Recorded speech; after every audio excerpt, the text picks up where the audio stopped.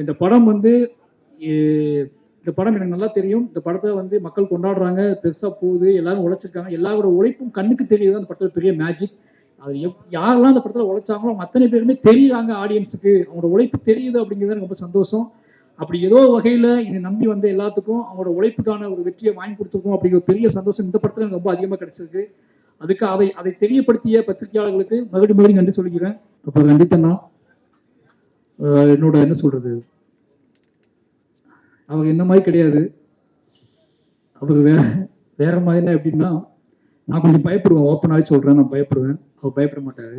நான் யாருக்கு பயப்படுவேன் அப்படின்னா, ரொம்ப என்ன சொல்கிறதுன்னா, எனக்கு மக்களோட நான் இன்க்ளூசிவாக பாலிடிக்ஸ் பேசுகிறேன்னு நிறைய பேர் சொல்லுவாங்க. அதுக்கான காரணம் எனக்கு பயங்கர சுமை. என்னோட வெயிட் என் தலைவருக்கு வெயிட் அதிகம். அது யாராவது ஒருத்தங்க தாங்கி பிடிச்சாதான் என்னால் அதை ரன் பண்ணவே முடியும். அதனால நான் என்கிட்ட இருக்க கதைகளோட கனமே ஒரு காரணமாக இருக்கலாம் என்னோட இன்க்ளூசிவ் பாலிடிக்ஸுக்கு. ஏன்னா அந்த கணம் எல்லாமே இன்னொருத்தர் சப்போர்ட் பண்ணலாம் நடக்கவே நடக்காது. அதை இன்னும் சுமந்து கொண்டு போகவே முடியாது. ரஞ்சித்தண்ணா வந்து அப்படி ஒரு ஆள். ஆனால் அவர் அவ்வளோ கோபமா, அவ்வளோ என்ன சொல்றது, தான் நம்பக்கூடிய அரசியலை, தான் நம்பக்கூடிய விஷயங்களை காத்திரமா பேசினா கூட வேற ஒரு பாயிண்ட் ஆஃப் வியூ ஆட்கள் நேசிப்பார். மாரி செல்வராஜா வந்து அவர் நேசிச்ச விதம் எனக்கு தெரியும். ராம் சார்க்கும் எனக்கும் ஒரு அப்பா பையன் உறவு இருக்குன்னா, எனக்கு கிடைச்ச ஒரு அண்ணன் அப்படின்னா அது ரஞ்சித்தண்ணா.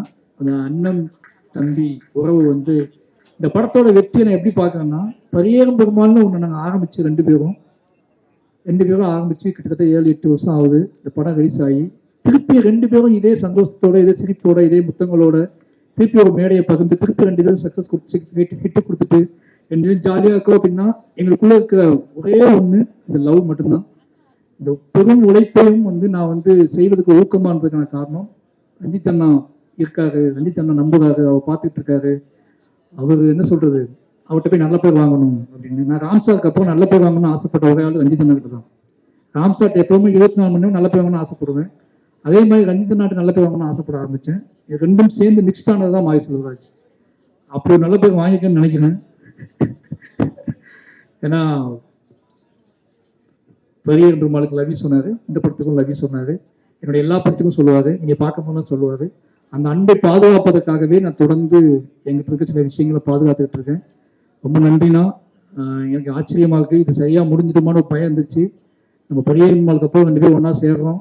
இது வந்து இது நீளத்துக்கும் உங்களுக்கும் எனக்கும் இல்லை நம்மளை பார்த்துக்கிட்டு இருக்க எல்லாத்துக்கும் இது ஒரு முக்கியமான படமாகவும் நம்மளோட ஆகச்சிறந்த படமாகவும் இருக்குன்னு ஆசைப்பட்டேன்.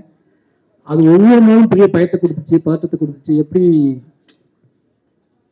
பெரிய இப்போ துருவுக்கு முன்னாடி விக்ரம் சார் அப்படிங்கிற ஒன்று வைக்கிறாங்கல்ல, அதே மாதிரி எனக்கு முன்னாடி எப்போவுமே ரஞ்சித்தண்ணா, ராம் சார்னு ஒன்று இருந்துகிட்டே இருக்கும். இவன் நம்பிக்கை நம்ம காப்பாற்றுவோமான்னு சொல்லி. இந்த படத்தோட வெற்றியை நான் எப்படி பார்க்கணும்னா, முழுக்க நான் ரெண்டு பேருமே இன்னைக்கு பக்கத்தில் உட்காந்து விளையாண்டுக்கிட்டு இருக்கோம். அப்படிங்கிறது எங்களை விளையாட வைத்த சந்தோஷமா உங்க முன்னாடி சிரிக்க வச்ச வெற்றி தான் இந்த பார்க்குறாங்க. ரெண்டு பேருமே மை மறந்து இருக்கோம் அப்படின்னா அவ்வளோ பெரிய வெற்றியை கொடுத்த தமிழ் மக்களுக்கு எவ்வளோ நன்றி சொன்னாலும் பத்தாது. ரெண்டு பேரும் அவ்வளோ சந்தோஷமா இருக்கும். இந்த சந்தோஷம் முழுக்க தமிழ் மக்களால் கொடுக்கப்பட்டது. ரெண்டு பேரை பற்றி நீங்கள் கான்ஃப்ளிக்டாக பேசிகிட்டே இருக்கீங்க. ஆனால் அந்த ரெண்டு பேரை சந்தோஷமாக வச்சுக்கிறதும் ஒட்டுமொத்த தமிழ் மக்கள் தான். இந்த ரெண்டு பேரை மட்டும் மாரி செல்வராஜ், ரஞ்சித் மாரி செல்வராஜ் பேசிகிட்டே இருப்பீங்க. ஆனால் எங்களை அதிகமாக நேசிக்கிறாங்கன்னு எங்களுக்கு நல்லா தெரியும். அந்த நேசிப்புக்காக தொடர்ந்து உண்மையாக இருக்கணும் ரெண்டு பேரும் முடிவு பண்ணுறோம். ரெண்டு பேரும் அதுக்காக வேலை செஞ்சுட்டே இருக்கோம். ரஞ்சித்தண்ணா லவ்யூ. ரொம்ப இந்த என்ன சொல்கிறது, நான் நீளத்துக்கு வந்து திருப்பியும் படம் பண்ணிக்கிட்டே இருப்பேன். ஓகேங்களா? அது நீங்கள் கேட்கணும் அவசியமே இல்லை. போர் அடிச்சா கூட நான் நீளத்துக்கு படம் பண்ணுவேன். படமே இல்லாதப்ப சின்ன அமைதியாக இருப்பேன். எனக்கு வாய்ப்பு மறுக்கப்படும் போது நீளம் எனக்கு கூப்பிட்டு படம் கொடுக்கணும். அப்புறம் அப்ளாஸ் சமீர் நாயர் அதே மாதிரி தான். ஒரு 10 பேர் இருக்காங்க. அவங்க என்ன பேசுவாங்க எனக்கு தெரியாது, ஆனால் அவங்க என்னை லவ் பண்ணுறாங்க. ஓகேங்களா? 10 பேர் வருவாங்க பாம்பேல இருந்து. என் ஆஃபீஸ்க்கு வந்தாங்க. என் கூட ஒரு நாள் நைட்டு ஃபுல்லாக ட்ராவல் பண்ணாங்க, நைட் தங்கினாங்க. இனி பாராட்டிக்கிட்டே இருப்பாங்க. நான் தேங்க்யூ சொல்லுவேன். இனி ரொம்ப நேசிச்சாங்க. இப்போ வரைக்கும் சமீர் நாயர் வந்து எனக்கு மெசேஜ் அனுப்பிட்டே இருப்பார். ஒவ்வொரு ரிவ்யூவையும் ஒவ்வொரு விஷயத்தையும் எடுத்து மெசேஜ் அனுப்பிட்டே இருப்பார். ரொம்ப ஹாப்பியாக இருக்கும். எனக்கு என்ன ரிப்ளை பண்ணுன்னு தெரியாது. நான் ஒரு இதயத்தை அனுப்பிட்டே இருப்பேன். அந்த இதயமே அவருக்கு போதுமானதாக இருந்துச்சு. அப்ளாஸ் டீமுக்கு ரொம்ப நன்றி. மாரி செல்வராஜை ரொம்ப நம்பினதுக்கு, எனக்கு நான் கேட்ட எல்லாத்தையும் செஞ்சு கொடுத்ததுக்கு ரொம்ப நன்றி. இந்த படத்தில் லிரிக் ரைட்டர் இல்லை, அறிவு பாட்டு எழுதி தான் நானும் அறிவும் சேர்ந்து எழுதணும். அறிவு ரொம்ப நன்றி. அறிவு வேடனுக்கு நன்றி. ஏன்னா இவங்க ரெண்டு பேருமே நான் கூப்பிட்டோன்னே வந்து பாடி கொடுத்தாங்க. மற்ற என்னுடைய பாடகர்கள் எல்லாத்துக்குமே ரொம்ப நன்றி. ஏன்னா நான் நிறையா அவங்க கிட்டத்தட்ட நிவாசம் நானும் சேர்ந்து அவங்க மாற்றி மாற்றி பாட வச்சோம். எல்லா பாடல்களுக்குமே ரொம்ப நன்றி. இந்த படத்தை நான் நினைக்கிறதுக்கு மெயின் காரணம் வந்து யுகபாரதி அண்ணா தான். நான் சொல்லியிருக்கேன். ஏன்னா எல்லாருமே இல்லை, எல்லா வேலையும் நீயே பார்த்தா எப்படிறான்னு கேட்குறாங்க நிறைய பேர். ஏன் மற்ற எதையும் கேட்டு கொடுக்கலாம்னு சொல்லாங்க.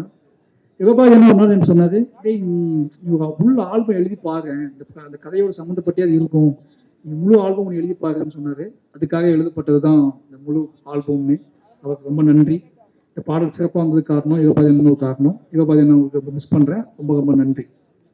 கடைசியாக பைசன் காலமாடன் இவ்வளோ நேரம் என்னோட டீமை பற்றி நான் பேசினா நீங்கள் பொறுமையாக கேட்டது ரொம்ப நன்றி. நான் யாரையாவது மிஸ் பண்ணியிருந்தா மன்னிக்கணும். ரொம்ப எமோஷனலான ஒரு படம். இந்த படம் என்னோட எல்லா படமும் அப்படி இருக்குன்னு சொல்லுவேன் டைலாக்கு. பட் ஆனால் இது வந்து ரொம்ப பரபரப்பான சில விஷயங்களை நம்ம வந்து துணிஞ்சு எடுக்கிறோம். சில விஷயங்கள் இது எப்படி புரிந்து கொள்ளப்படும் அப்படின்னு ஒரு நிறைய மனசுக்குள்ள நிறைய கணக்குகள் போட்டு நிறைய பிளான் பண்ணி திட்டமிட்டு அந்த திட்டத்துக்குள்ள ஒரு எமோஷனல் வச்சு எடுக்கப்பட்ட படம் தான் பைசன் காலமாடன். மனத்தி கணேசன் அப்படிங்கிற ஒருத்தரை அவரும் நானும் சேர்ந்து பலமாக விவாதித்து அவ என்னை நம்பினாரு. அந்த நம்பிக்கையை காப்பாற்றணும் எடுத்த படம். இன்னைக்கு அந்த படத்தோட ரிசல்ட் பார்க்கும்போது இந்த படத்தோட ரிசல்ட்டை தாண்டி எனக்கு வர மெசேஜ், என்னை தேடி பேசுகிறவங்க, என்னை ஃபோன் பண்ணி பேசுகிறவங்க, தென் சவுத் தமிழ்நாட்டில் கூடிய இளைஞர்கள் இருக்கக்கூடிய இந்த படத்துக்கான ஆதரவு, இது எல்லாத்தையும் பார்க்கும்போது ஏதோ நம்ம இவ்வளோ நாள் கற்றுக்கிட்ட விஷயத்தை வச்சு ஒரு நல்ல விஷயம் பண்ணியிருக்கோம் அப்படிங்கிற பெரிய நம்பிக்கை கொடுத்துருக்கு.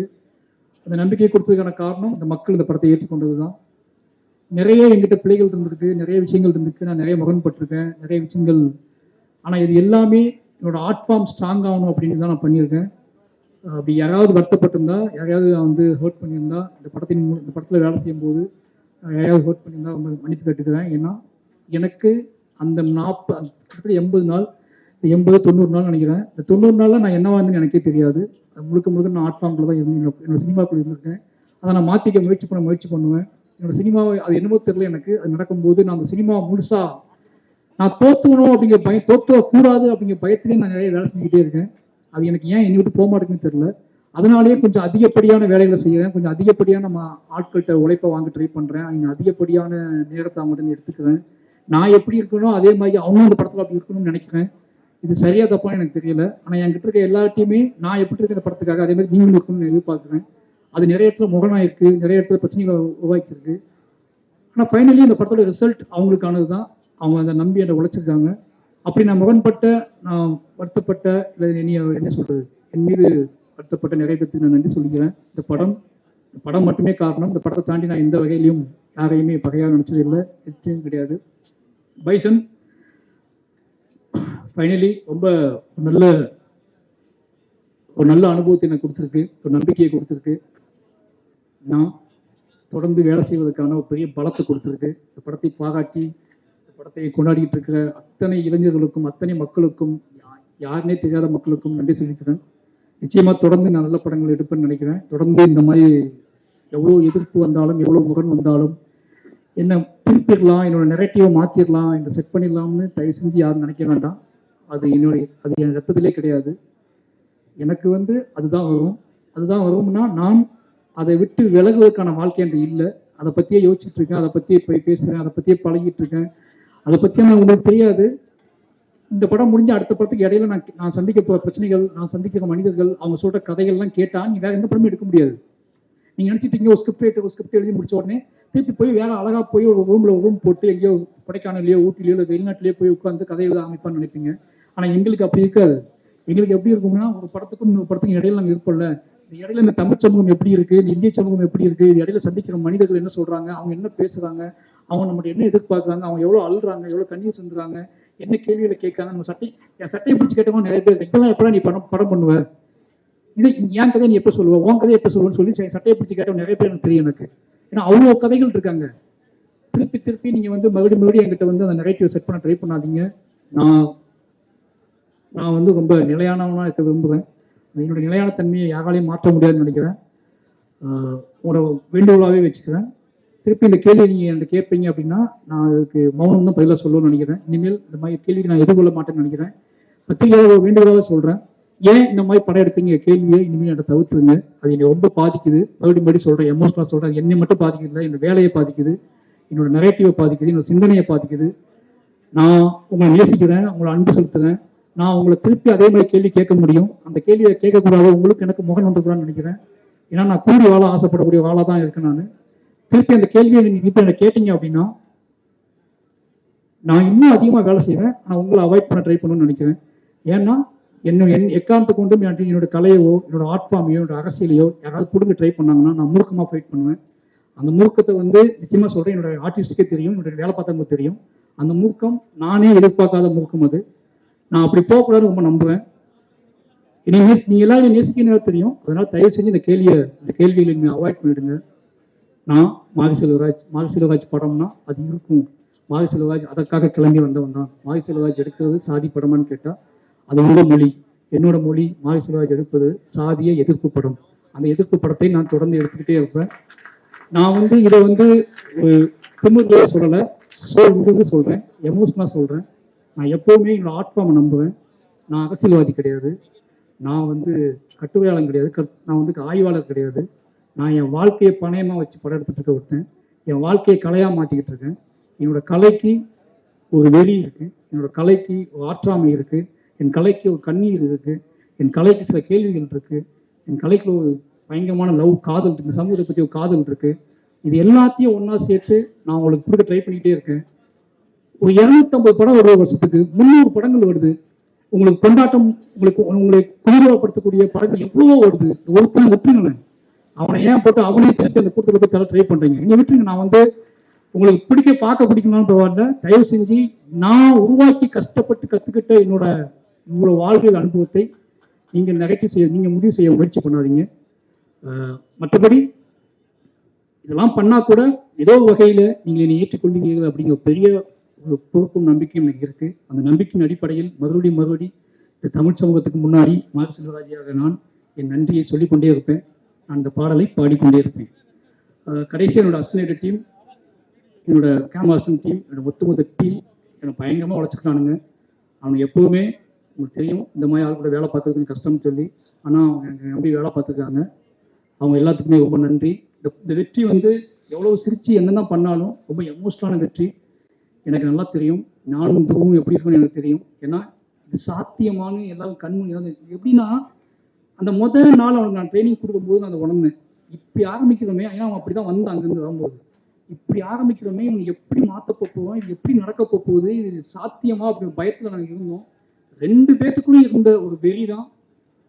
இந்த கதையை பண்ணியே ஆகணும்னு இந்த வெறி எனக்கு இருந்துச்சு.